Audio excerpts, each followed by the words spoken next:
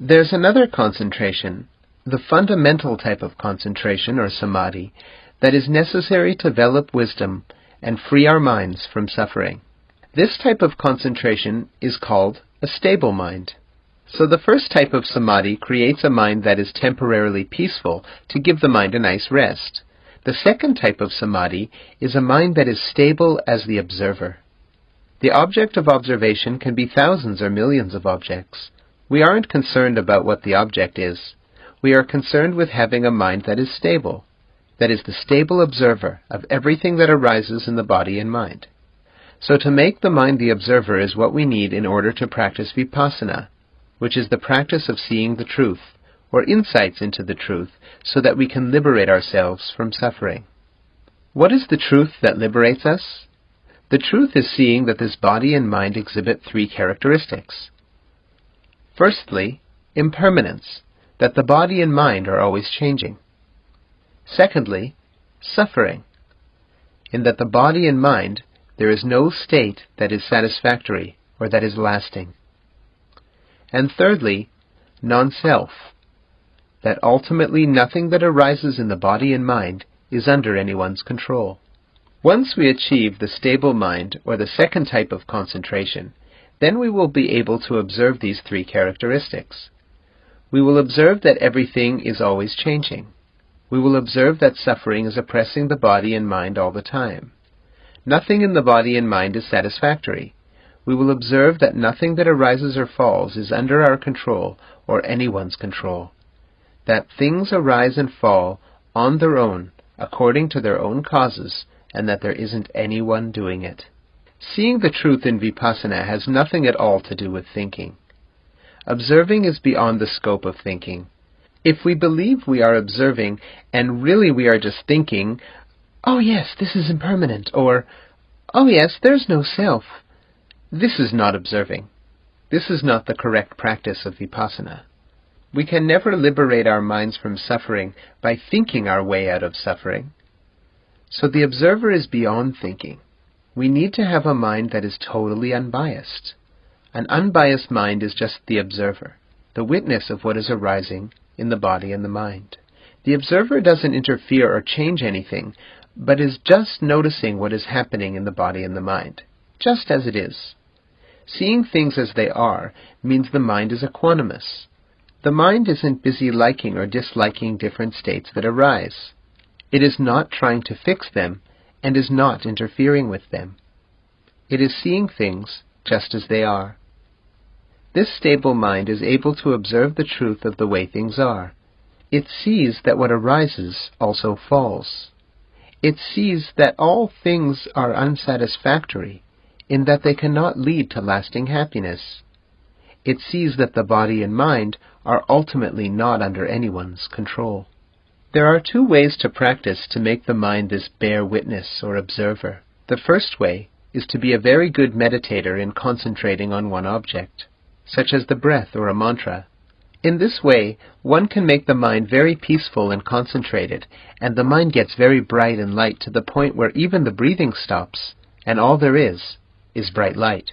The mind then moves from whatever object it was focused on to using the light as its object.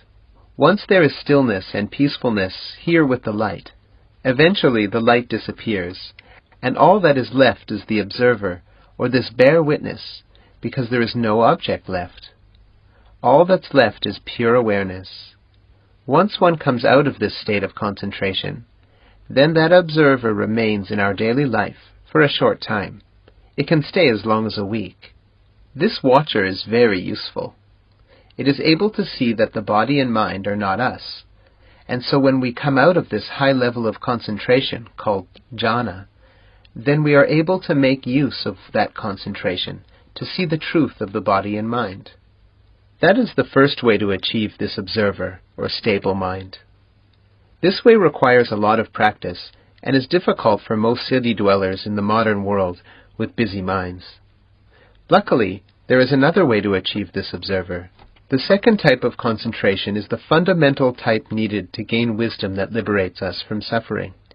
It works just as well, except that in this way the observer will not have the strength to last so long.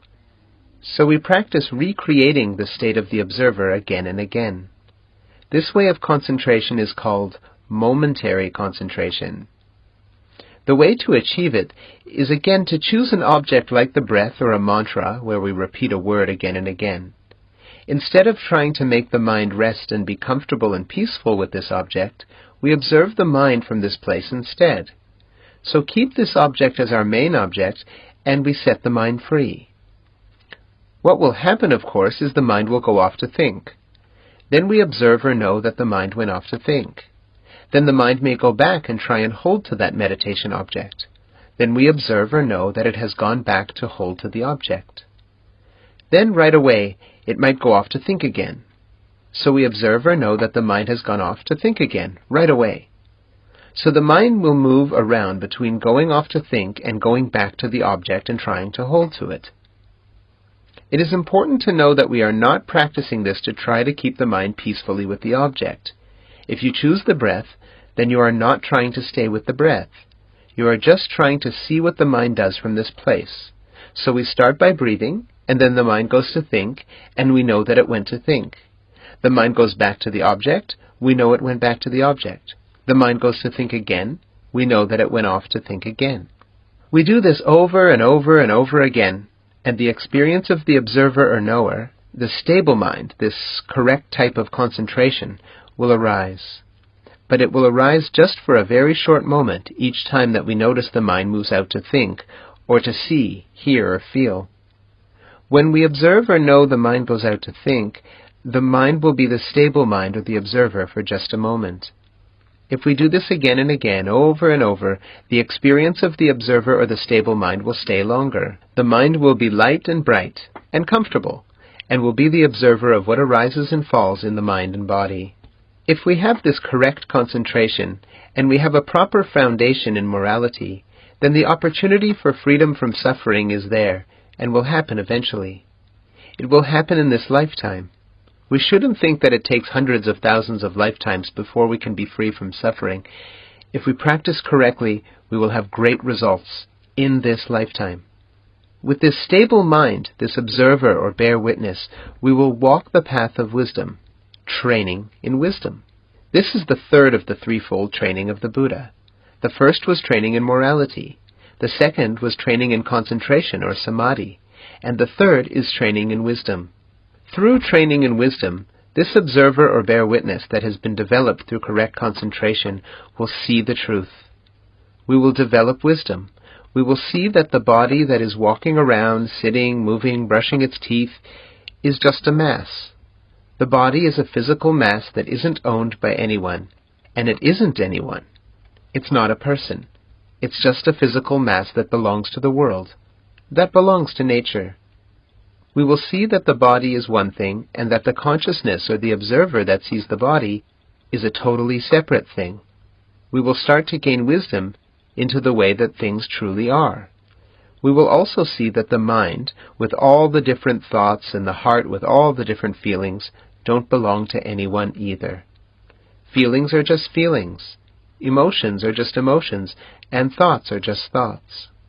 They don't belong to anyone, and they aren't anyone. We will see this and gain wisdom with the proper type of concentration.